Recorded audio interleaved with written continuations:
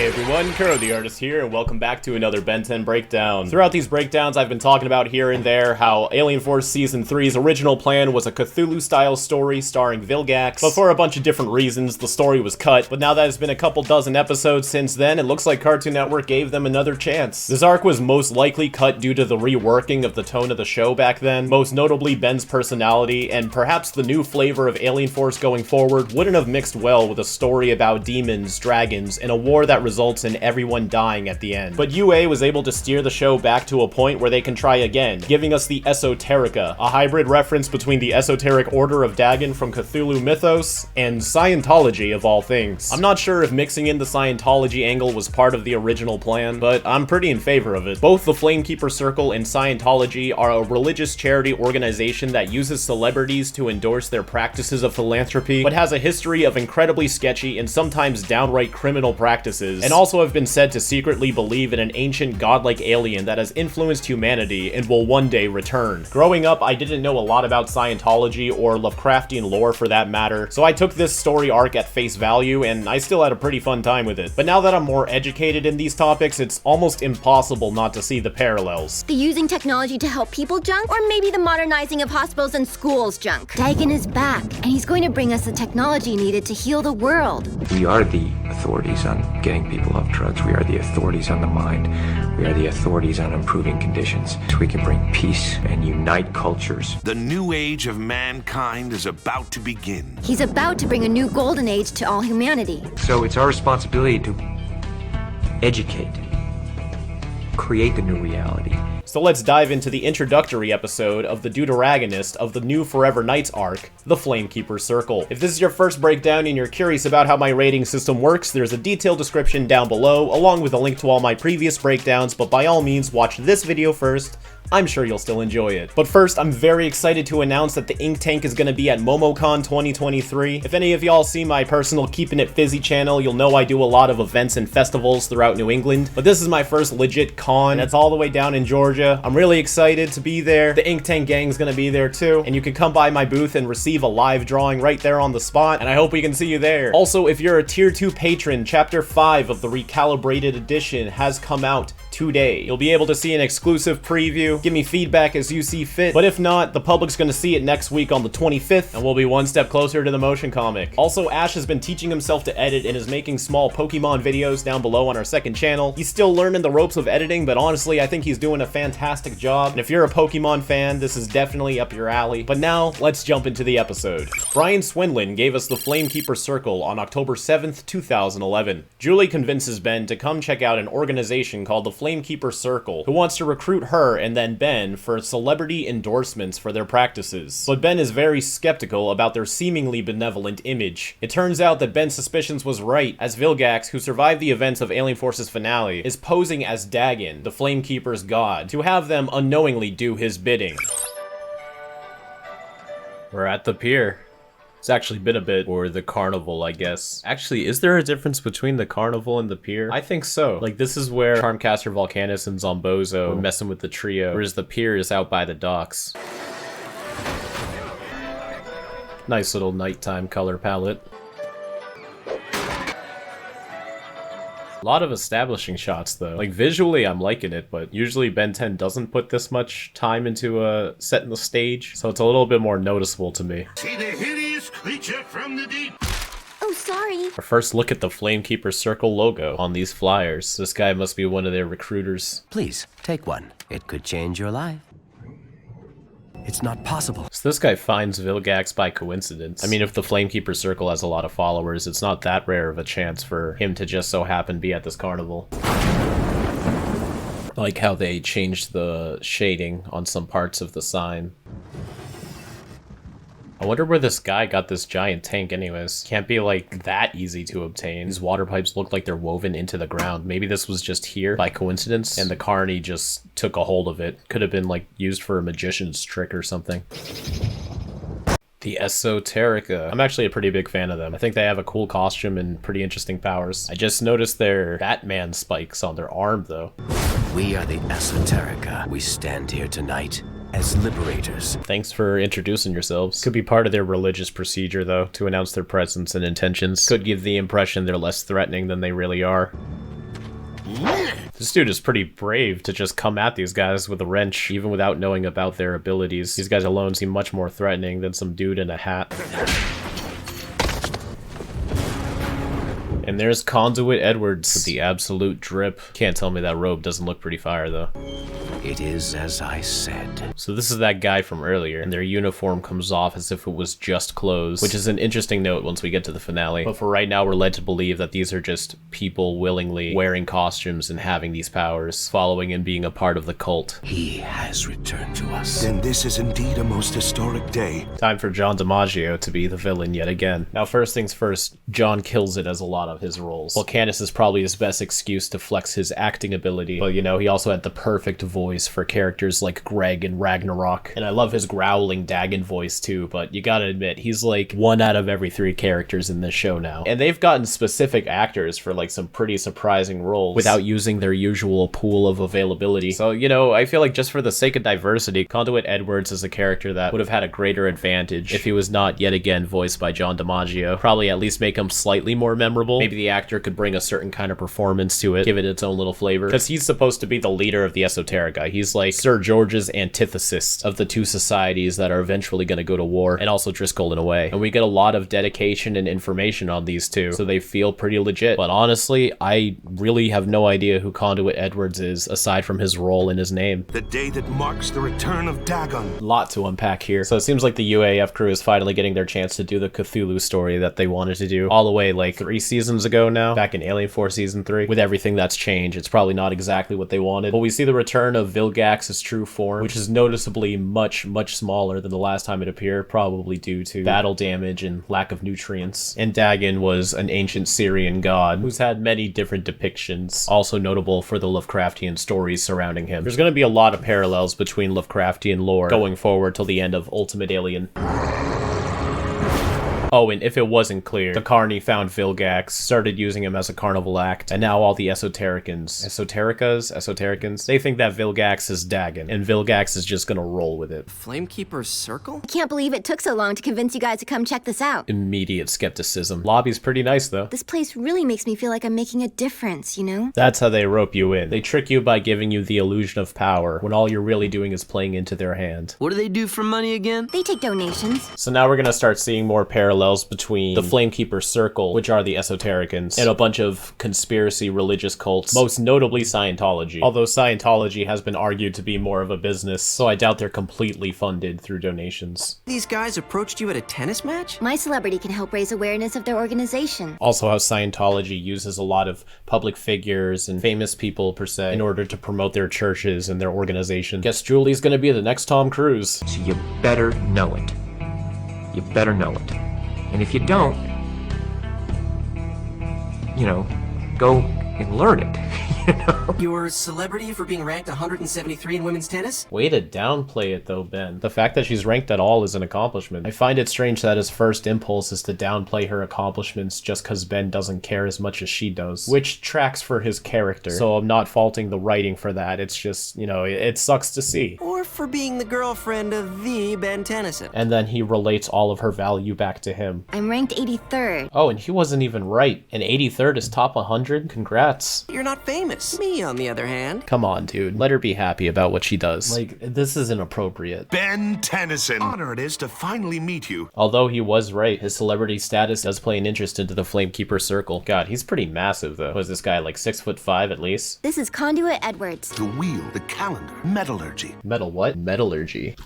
Oh, it's the science of purifying metals. Pretty simple, but I just never heard that term before. The Flamekeeper Circle believe that thousands of years ago, mankind was visited by benevolent aliens. Now, on the Ben 10 side of things, they're actually kind of right, which gets elaborated on in Destroy All Aliens and Omniverse. And in a show like Ben 10, yeah, I mean, it makes sense for that to be true. But out of universe, this is another gigantic reference to the Scientologist beliefs. Although, while the Circle believes that it was Dagon who was the bringer of all the knowledge, Scientologists believe it was this character called Xenu. they also believe that a lot of human life and civilization was influenced and helped by the assistance of extraterrestrials. And that I don't have a problem with, and that has little to do with why they're super controversial. But this isn't really the video to like really get into the deep depths of the crazy lore, if you will, of Scientology. Not only with like the specifics of what they believe, like the deeper roots, but how this organization operates, and to put it lightly, the mistreatment of people that they've interacted with. I've gone on a few crazy deep dives about Scientology when I'm drawing, and I can say I still feel like I don't 100% understand it, but it's certainly an interesting topic, but it's so vast and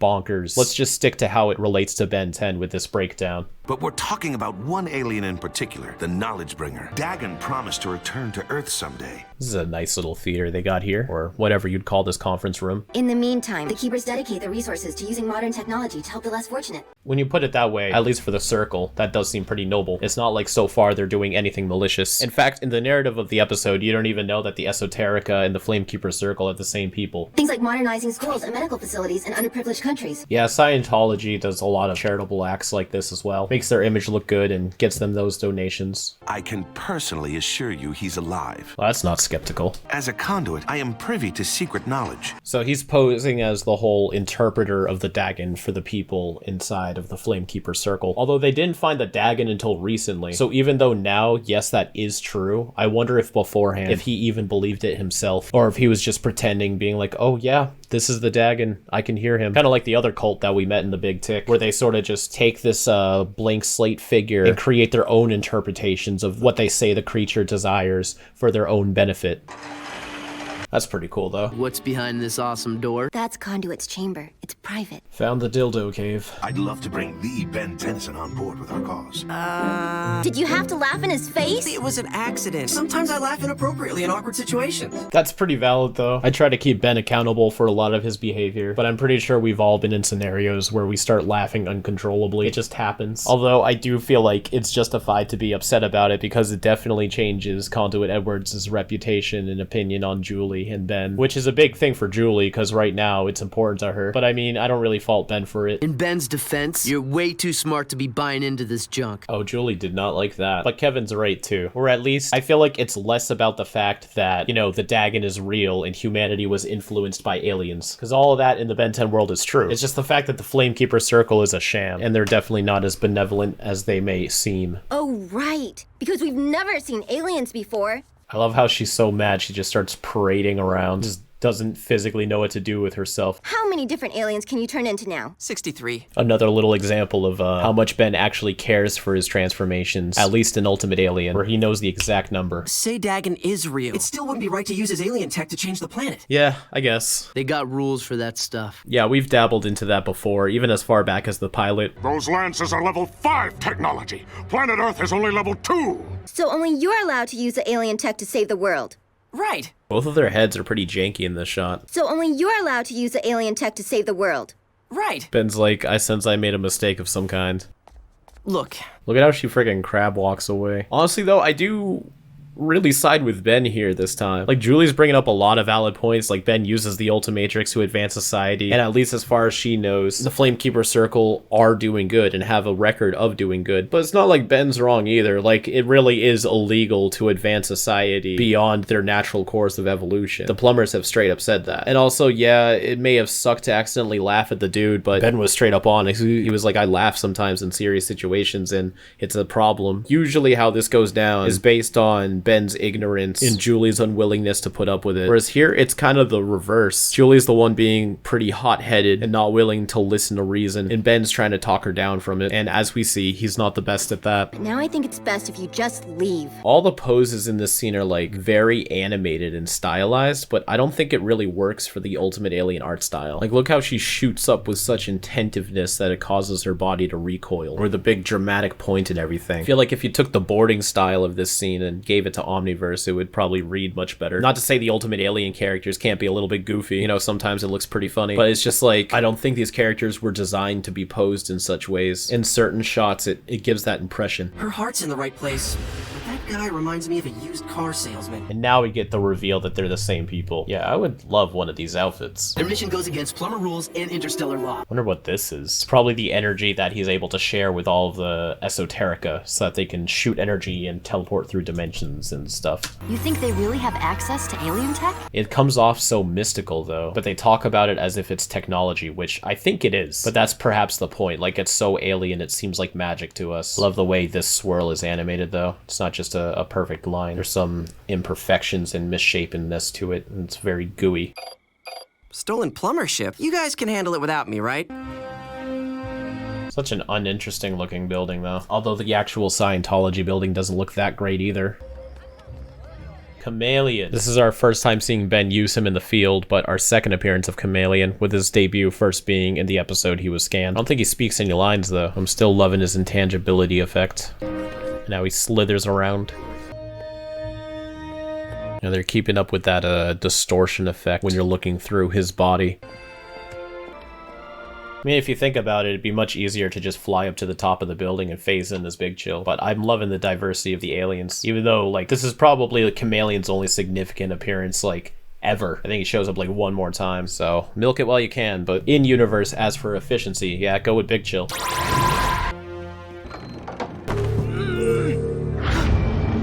Did he hit like a trigger or something? Vilgax? These days, they call me the Dagon. Moving bubbles and moving little face tendrils and moving tentacles. Vilgax is looking pretty good. But how can it be? I can see your tiny human brain struggling to comprehend the impossible. Love that Vilgax is just mocking Ben now. He's got nothing, no power, no army, but he can still roast Ben. Our last battle, the terrible explosion. Flashback. Survived.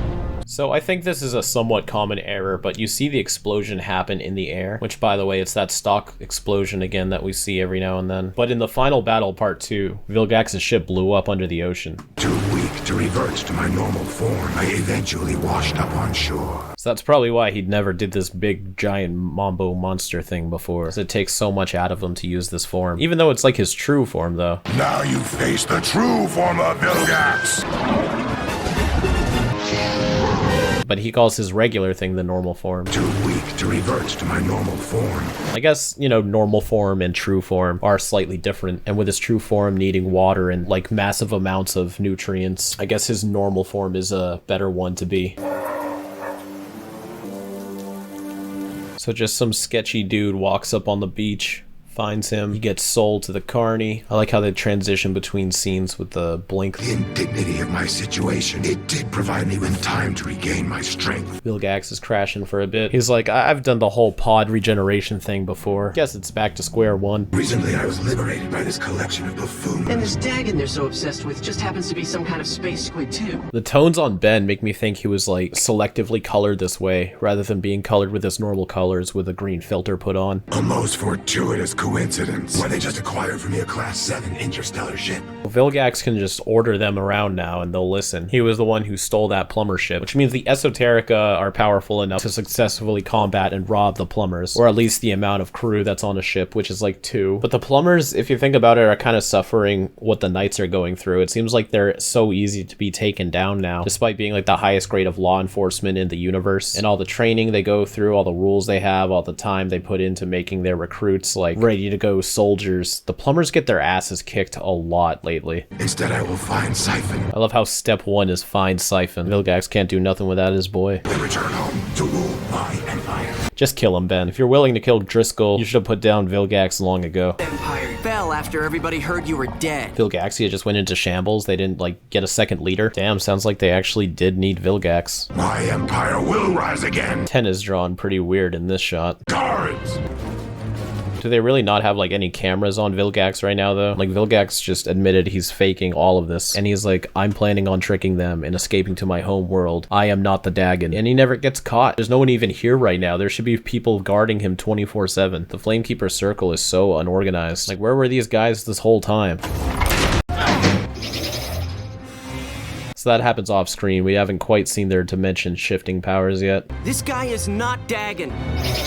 There we go. I think this effect looks pretty cool. I can see how some might find it cheap though. It is just them like walking behind like an invisible mask or something. There's no depth to it. Like you don't see the roundness and curves of their body shifting through the dimensions. It's just a straight flat line. But in a way, I think that's what makes it cool. Like you can't truly picture what that would look like in person, because what does shifting dimensions look like? It could very well be like, you know, when you have one of those like 2D sprites in a 3D game, and no matter which direction you're looking at it, the sprite always turns to face you, even though it's flat. Like maybe that's what this looks like in real life. Like it's always going to be a flat line, no matter which direction you see them shifting through dimensions, because it's just that foreign to the laws of our reality. Really big fist right here. I don't think the hypothetical camera is close enough to warrant a fist being this big, because if the fist was this big, that means it's like this close to the camera, right? So how is he gonna swing by this guy and miss? That don't make sense. It's literally just this one frame though, but it throws the whole thing off for me. See, it's just, I don't know, just that slight touch of oddness. Now they're walking on some invisible stairs. That's cool. How are you guys? Reused from Alien Force. No visible Omnitrix though, so they can reuse this transformation without needing to update it to the Ultimatrix. Big Chill.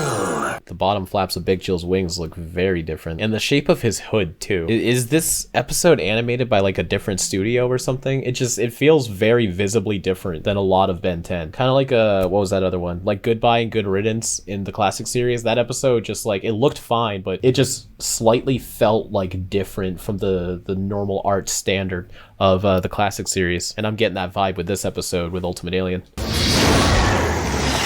You can freeze him through the dimension. That's pretty cool. Even the shadow itself gets cut. But see, as we're looking at it from an upwards angle, you should like be seeing it with a different set of depth. Like it should be coming at you like this, but it's still flat. So, you know, it's like reality breaking illusion. Although just earlier we did see one of the esoterica fall back into the dimensions with a horizontal line, but that seemed to be more with the direction of his body's orientation rather than the angle that we're looking at him. Big Chill's leg looking pretty odd as well. I like the funnel look of this ice. That was cool. Big Chill's little flip right here. Acrobatic. But yeah, this whole episode, the bottoms of his wings, like this, I mean, yeah, it looks cool, but it's not normal. Ultimate. The fight's okay, but this is a very boring location. Tennyson, give up.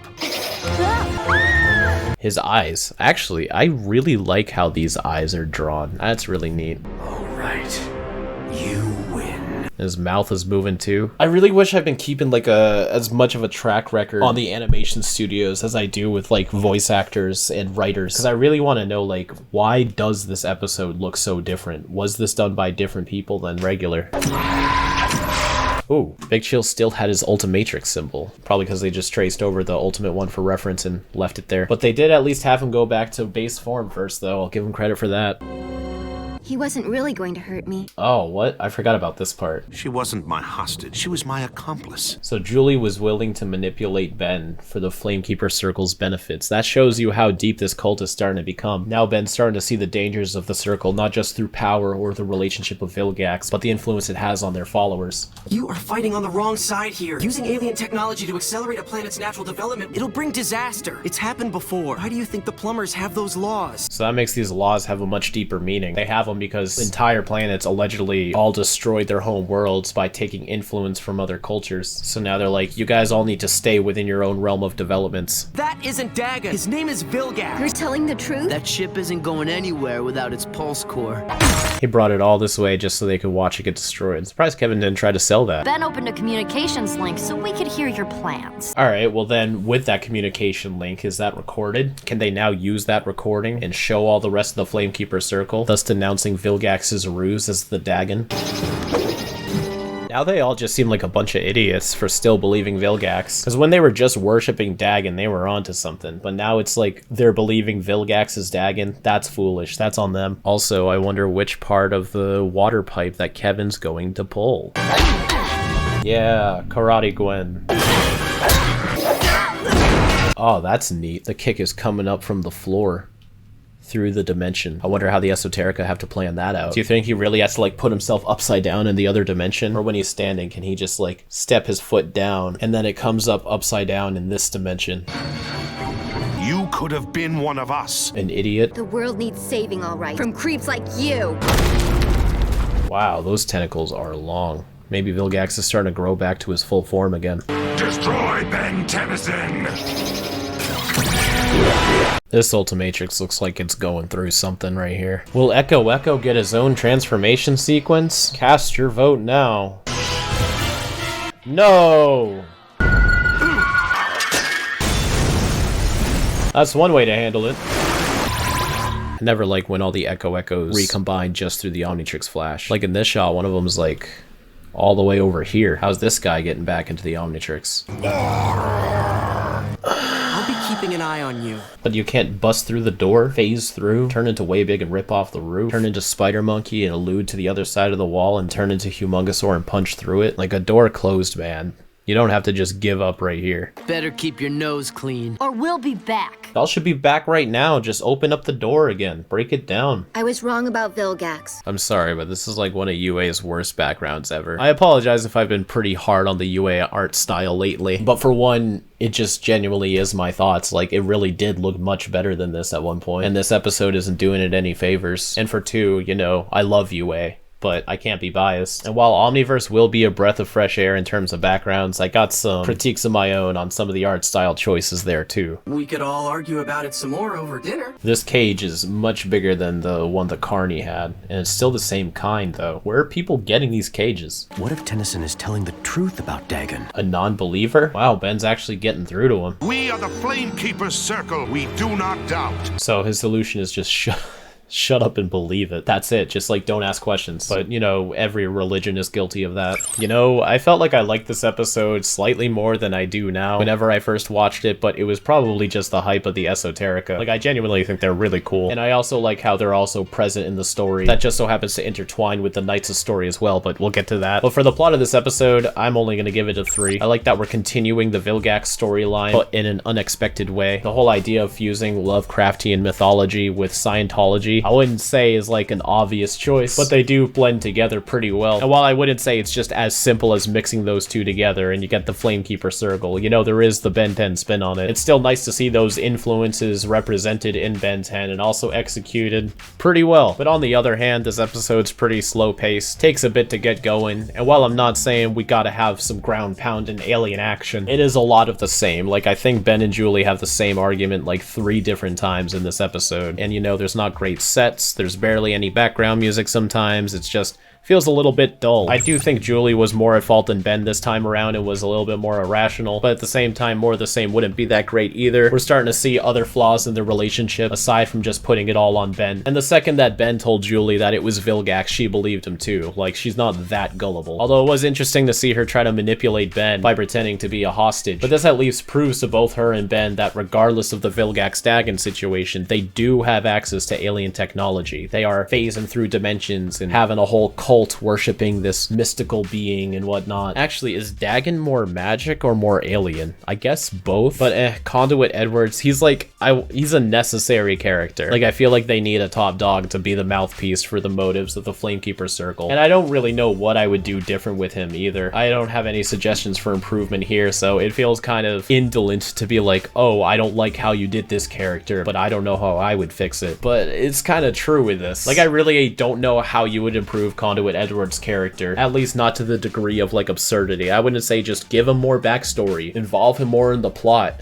maybe just write him more interesting, give him a slightly different personality, but nothing where it's just like, you know, the other direction where, oh, he's dull and boring here, let's make him now enthusiastic and wacky. Because as for the leader of the Flamekeeper Circle, which plays a big point in the finale of Ultimate Alien, I really just don't care for Conduit Edwards, and I feel like you should, or at least you should have the potential to. but there's nothing there. Great seeing Vilgax again though. Or by great, I should say amusing, as in they're still trying to bring Vilgax into the story somehow. You know, it's not Ben 10 without Vilgax. Visuals, I'll actually give it a 3. I keep complimenting the esoterica, so we'll just leave it at that. They're cool and their powers are cool. And while I have been harping on the animation and the look of the episode, again, it's not because it's bad, it's just so different. Like, why is this episode so different? And the fights were alright. You know, they're pretty interesting. We get to play around with phasing through dimensions. And the opening scene actually looked pretty great. And upon first viewing, you wouldn't expect how important this episode ends up being, but it does get a 5. Like, if you chopped off the last like 30 seconds, this episode could easily have just been a one-off, or just building up to a subplot in the story, like something else to worry about. Like, Animo's always like slightly progressing in his own way. Same with Charmcaster and Albedo, but they're never like the point, like the center of the arcs, or at least not till Omniverse. But yeah, Flamekeeper Circle full force. They are now also the mutual main antagonists of the series,